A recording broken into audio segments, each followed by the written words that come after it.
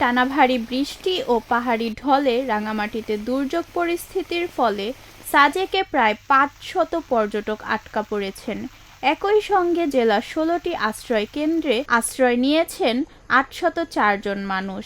টানা বৃষ্টিতে খাগড়াছড়ি সাজেক সড়কের মাচালং, সীমানাছড়া ও কবাখালী এলাকায় সড়ক পানিতে তলিয়ে যাওয়ায় সাজেকের সঙ্গে সড়ক যোগাযোগ বন্ধ হয়ে গেছে। এতে প্রায় ৫০০ পর্যটক সাজেকে আটকা পড়েছেন। তবে রিসর্টগুলোতে পর্যটকদের থাকা, খাবার ও নিরাপত্তার ব্যবস্থা করা হয়েছে। পাহাড় ধস ও আকস্মিক বন্যার ঝুঁকি বিবেচনায় রাঙামাটি জেলা প্রশাসন সাময়িকভাবে সাজেক পর্যটন কেন্দ্র বন্ধ ঘোষণা করেছে। আমাদের যে পৌরসভার অধীনে যে আমাদের ৯টি ওয়ার্ড রয়েছে, ৯টি ওয়ার্ডে আমাদের মোট ১১টি আশ্রয় কেন্দ্র প্রস্তুত রয়েছে।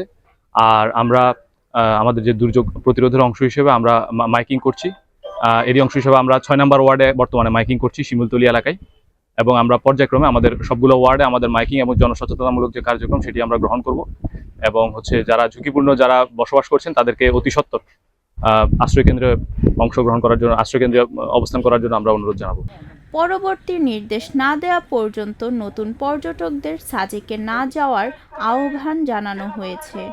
এদিকে দুর্যোগ পরিস্থিতিতে রাঙামাটি জেলার ১৬টি আশ্রয় কেন্দ্রে মোট ৮০৪ জন মানুষ আশ্রয় নিয়েছেন। জেলা প্রশাসনের তথ্যমতে রাঙামাটি পৌরসভা, সদর, কাউখালী ও বরকল উপজেলার বিভিন্ন আশ্রয় কেন্দ্রে তাদের রাখা হয়েছে। আশ্রয় কেন্দ্রে অবস্থানরত সবাইকে প্রতিদিন ৩ বেলা খাবার সরবরাহ করা হচ্ছে।